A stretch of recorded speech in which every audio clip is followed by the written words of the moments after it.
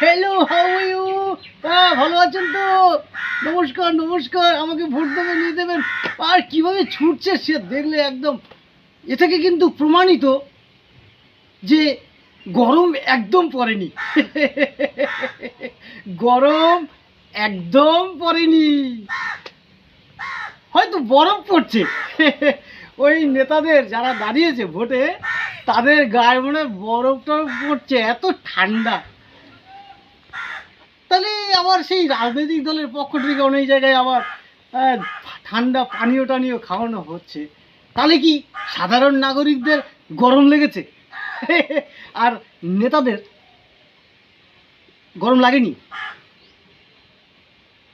আর নয়, দেখুন, এই যে ভোট আসছে, লোকসভা ভোট, এখানে যে প্রার্থীরা দাঁড়াচ্ছেন, যে সব দলের, যে কোনো দলের, তারা